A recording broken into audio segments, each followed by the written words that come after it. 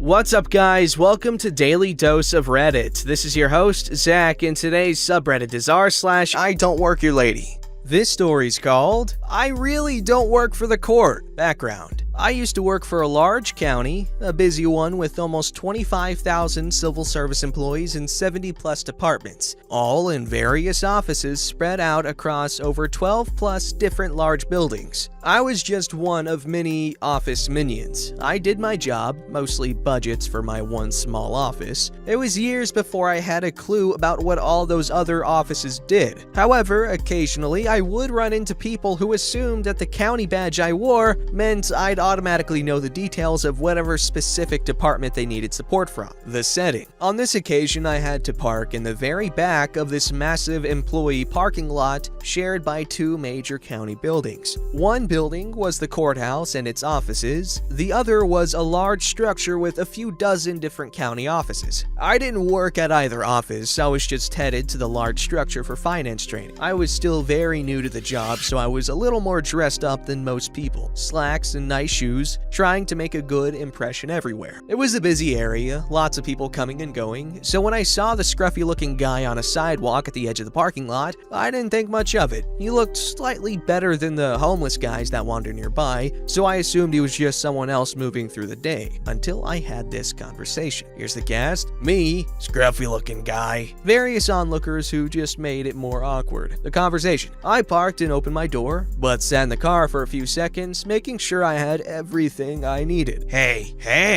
I didn't respond. I didn't know he was talking to me. Hey, hello. At this point, I was getting out of my car and realized he was talking to me. I started to think he might be one of the homeless folks after all. I figured he'd ask for money next. I picked up my cup of caffeine and pulled my laptop bag out of my car. Hey, scruffy-looking guy started to walk towards me. Hey, do you work for the court? I shook my head while shouldering my bag. No, I don't. Sorry. I gave him a nod goodbye before I turned my back and walked away quickly, heading towards the county buildings. I had to get to the training on time. I was only a little startled when scruffy-looking guy caught up with me and walked beside me, keeping pace. People looking for public services in the wrong place is pretty common. I often had to point people in the right direction. It's okay, I just need to tell him something. I put on my helpful customer service voice and pointed towards the courthouse building. Sorry, I don't work there. You should talk with someone from the court. There's an info desk inside. Oh, come on, you work there. I was still hurrying through the parking lot with scruffy-looking guy still keeping up. I really don't. I just need him to change up my lawyer. I kept walking, but I stared at him in surprise for a few seconds. At this point, I was wondering what he did to need a court-appointed lawyer. I wondered if he was out on bail. And I really wondered who the hell approaches someone in a parking lot to request a change of attorney. No, he's an okay guy. He's just not doing things right. I need a new one. I kept walking, trying not to let the surprise and rising concern show on my face. Still baffled he's talking to some random person in the parking lot about this. Still wondering what he did to need a court-appointed attorney. I'm so sorry.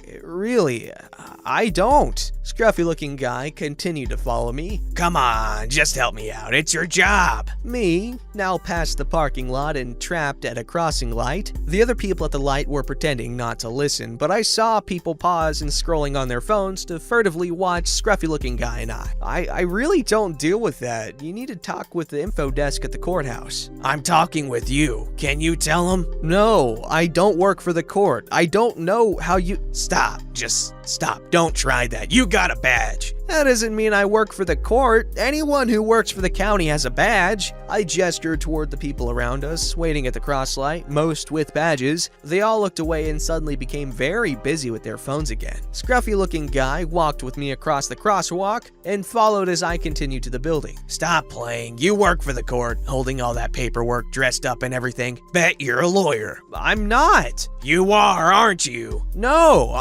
You could be my new lawyer. I finally stopped on the sidewalk leading to the doors of the building, raising my voice, getting startled looks from various people passing by. I work in budgets, not for the court. Not everyone with a badge works for the court. Huh, but you do work for the county. Yes. So you know people at the court. I sighed, but managed to pull most of the customer service voice back into place. I'm sorry, I don't. I really don't work with the courts at all, and I never have. I have zero information on how to get a new attorney. You really should go over there and talk to someone. That's what I would do. Scruffy-looking guy stared at me, apparently finally comprehending. Huh. I started walking away again, pointing to the courthouse entrance we just passed. Just go through there to the info desk. Scruffy-looking guy standing still, calling after me. Okay. I walked away again, almost to the doors. I called back over my shoulder, "Take care!" Scruffy-looking guy now yelling after me. Hey, well, can I get your number then? More people were giving us strange looks at this point. I just looked back at him, then just shook my head in total disbelief and kept walking. Hey, I didn't kill anybody. I'm a good guy. Several people started slowing down to watch, my fellow office minions hoping for a little drama. I shook my head again, opened the door to the building, and hurried inside without responding. Scruffy-looking guy shouting from outside the door as it shut behind me. Well, screw you then, uppity biscuit eater. Epilogue. Security came to the door when he heard the yelling and asked if I was okay. I said I was fine. Security stepped outside and scruffy-looking guy hurried away, but not towards the courthouse. My finance training was as boring as it sounds. I never saw the guy again. If you really want someone like that to leave you alone,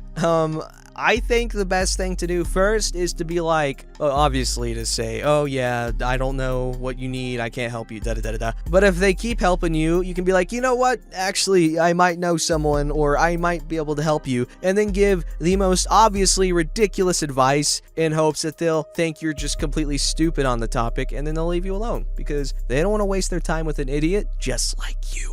This story's called Nice Try, Karen, but you're not my mother. My original post of this got taken down for some reason by the mods, so I'm reposting it. Because 1, it's a good story to share. 2, there's nothing wrong with it, and it's posted according to the rules. 3, I would like the mods to explain. So if they do take it down again, what did I do wrong so I can avoid the same mistake in the future? So in my first post on this Reddit, your name's not Karen? Not my problem. I gave some excessive background, but that's because I have a lot more stories, not even limited to this Reddit. I decided to share another one. Where this story takes place is actually the only motel, room access from exterior of building, my parents have managed thus far. It's pretty old and a lot of things have to be manually done or switched on or off. So it was a Friday and early evening. I was heading down to the opposite side of the hotel to turn on the exterior lights.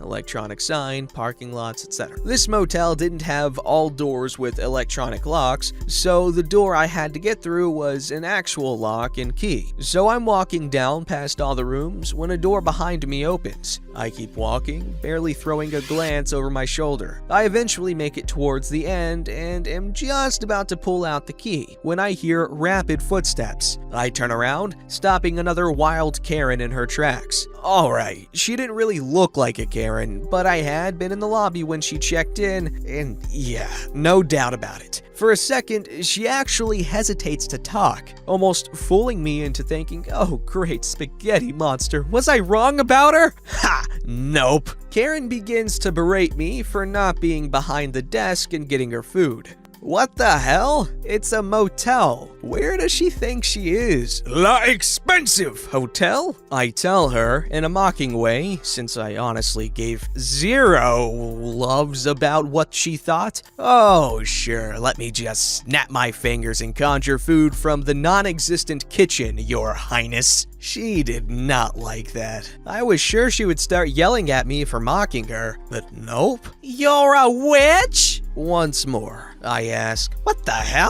This just took a turn that made me long for a big stick to smack her upside the head with, because something was obviously just rolling around up there. Maybe if I smacked her hard enough, I could make her qualify to be shipped up to the loony bin or the funny farm. I start laughing in her face, mostly from my own thoughts. Her face starts to turn this shade of red that makes me laugh even harder, because it makes her look like the tomato from VeggieTales in a blonde wig. Why are you laughing? I'm the manager's wife and I can fire you. Still laughing. I'm bent over trying to breathe properly with tears streaming down my face from laughing so hard. That makes me start snorting from breathing in and out at the same time. I know, that's total Baltic semen. I wrote in the first post about my parents, right? My parents are the collective manager here. She has no idea. I eventually take a deep breath, clench my nails into my palms, and look this Karen straight in the eyes. You'd fire your own daughter, Mom? I later told my mom about this, and she kind of found it insulting that I didn't say that my mom is so much better looking, according to my father. Karen looked so dumbfounded by what I'd said that I have to actually turn my head towards the side completely so she's out of my line of vision so I don't start my laughing fit again. She huffs angrily and walks away. I turn on the lights and think that's the end of it. Nope! The morning shift typically has to clean up breakfast, and since I was helping my dad, who at the time was suffering from something unknown in his legs that made it painful to walk, I was the one that was cleaning up breakfast. It's from 6 to 9, and it was about 15 minutes from 10. I was just wiping down the counter now. Nothing was left from breakfast on the counter, except for coffee for guests. I go into the back office and start washing dishes, which means that my dad has to keep his ear out for the door chime to go off, signaling that someone has come in. I am in the middle of washing dishes when I hear yelling from the front. I'm greatly concerned for my dad and rush towards the office, grabbing my phone from the desk in case I had to call 911. I didn't. Lo and behold, Karen had arrived. She was yelling at my dad about how there was no breakfast set out, how he was a crappy employee, and how she knew the manager. Yeah, well, she did. She was talking to him after all. My dad kept trying to explain breakfast hours were over and they were under no obligation to keep it open for her, even pointing to the sign right behind his head that stated the hours too. Karen was not having it. She saw me as soon as I walked in. And your employee cussed me out last night when I was simply asking for directions. No, she didn't say cursed at me. I have to do the whole nail in palms trick to not start laughing at the memory because I would no doubt get in trouble for that. My dad turns to me and gives me this questioning look. I shake my head and shrug. Ma'am, she's none. I want her fired right now. Well, as we say in the industry, the customer is unfortunately always right. My dad turns to me, his face away from Karen, and gives me a grin before saying, "You heard the lady. You're fired." I give him a returning grin. Okay, Dad, I'll go finish the dishes.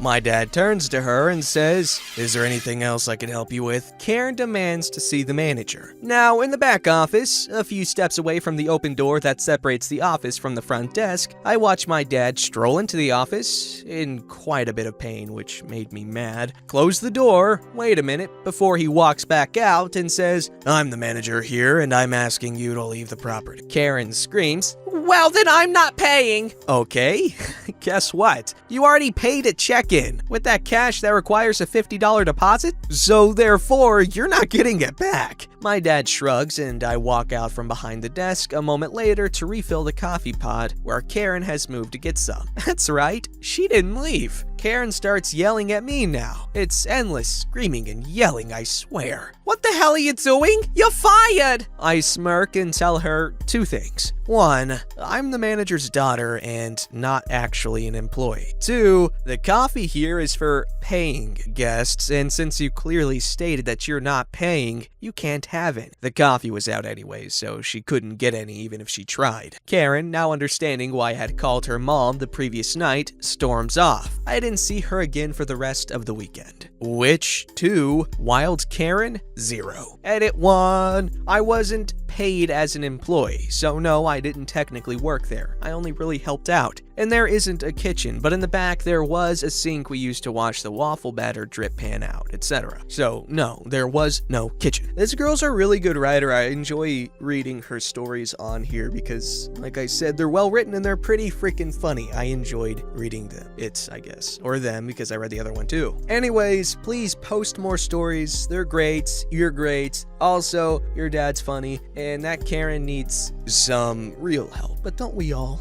Don't forget to like, subscribe, and hit that bell to never miss an episode.